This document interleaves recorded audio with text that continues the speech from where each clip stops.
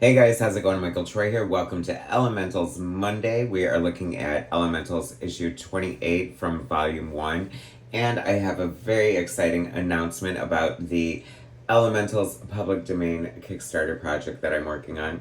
So subscribe to my channel if you haven't already. Hit that like button and let's get right into it. Okay, you guys, I am so excited. Elementals public domain is finally with the printer. The printing is being scheduled right now. It looks amazing. I'm so excited about it. I'm about to release the PDF to the backers. So if you backed the public domain Minion Elementals project that I put together, thank you, thank you, thank you, thank you. I'm so excited. It's finally happening. The preview looks amazing. I'm super excited about it. It has so many good, fun things in it. A great variety of old and new art, interviews, little musings, and new stories and pinups. Special thanks to Brian Payne for adding much needed substance to the book with his short stories. He's always my pinch hitter, just like on Big Bang. So thank you, thank you, thank you, Brian. Anyway, that is my update on Elemental's Public Dominion. I'm so excited. So let's get into another Elementals Monday. I did take a couple of weeks off because I've been trying to put the book together, and there's so many juggling, moving parts behind the scene, and if you're kind of a one-man show, it ain't that easy, but I did it, y'all.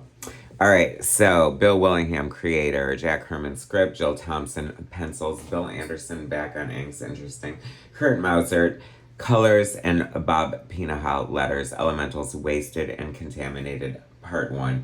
Okay, so in my Elementals past, I'm an artist and comics are mostly about art for me, so I was not excited when Bill wasn't drawing the Elementals. And Jill Thompson was a huge fill-in artist. She drew a lot of the book. It was very early in her career. You could see she was sort of underdeveloped in a lot of ways. She would definitely develop more and go on to like When Eisner's was Scary Godmother and whatnot. And but I don't know, her aesthetic was a little different from Bill's and never quite appealed to me. That said, this is a great elemental story. There's this scientist who is interested in the elementals, and he wants to like figure out what makes them tick or like test them, and the government is like no. So he's like, whatever, I'm just gonna make my own elemental, and then the mystery starts there. He's using this vegetative corpse. Well, they say he's dead, but he's like in a vegetable state after getting in an accident, and he's like a criminal. So he's, ripe for experimentation. I don't know what's going on. Typical, once again, I've always compared, it feels like Elementals is kind of like superhero meets Twin Peaks meets Dungeons and Dragons in a lot of ways, because there's like sword and sorcery sometimes. Never a fan of those stories. I know I might be in the minority, but I'm definitely into the more like horror, like creepy stories like this one. So this scientist, and I love this like silver casket being dropped out of the parachute, with the parachute being dropped out of the plane. There's like, he's using these remote viewers who keep pointing to Oregon, and we know that's where the elementals are.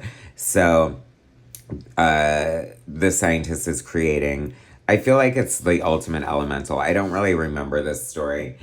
This is from the stack of Elementals comics that Jason Coaches, my unofficial Elementals, sponsor for Elementals Monday, sent to me. So thank you. I haven't read this in a long time. I don't remember where it goes. It's a great first issue, though.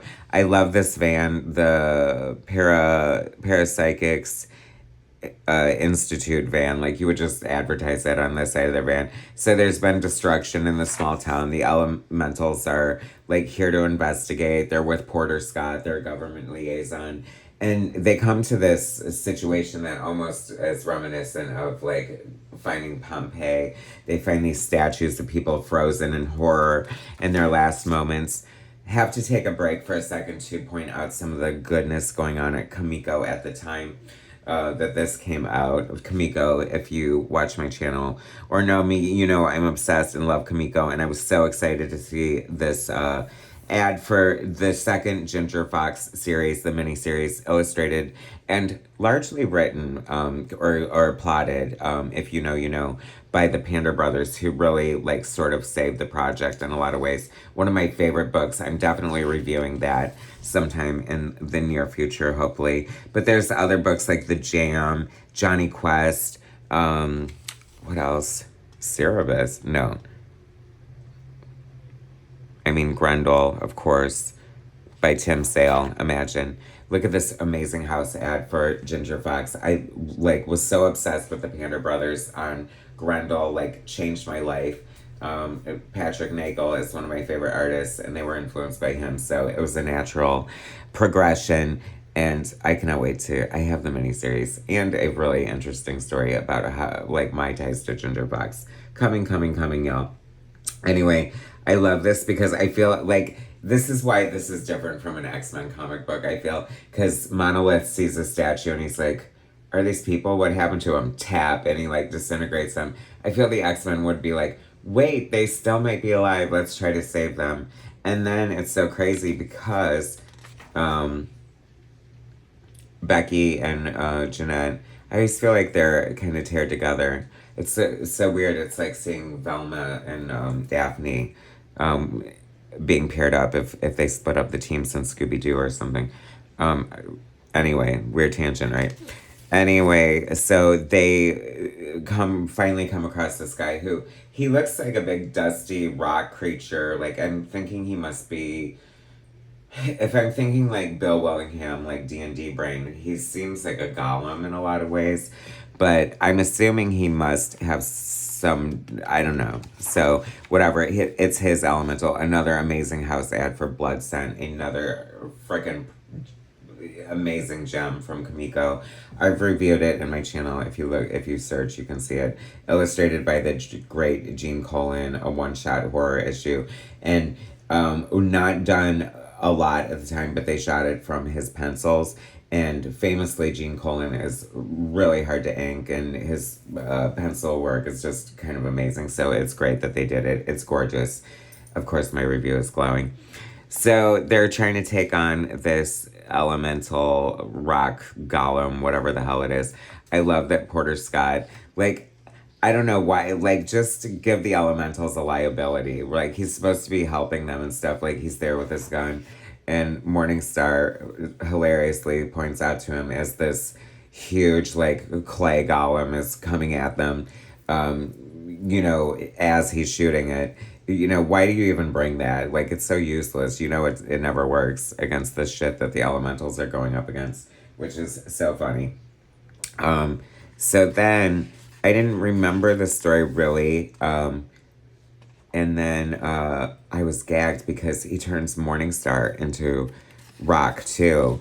And then he turns Jeff into rock and destroys him. And then he turns Fathom into rock and destroys her. And Tommy's like, well, you're not going to get me because I'm already rock. And he turns him into rock.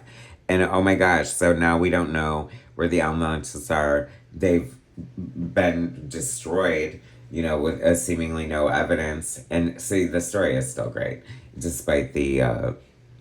You know, I almost sometimes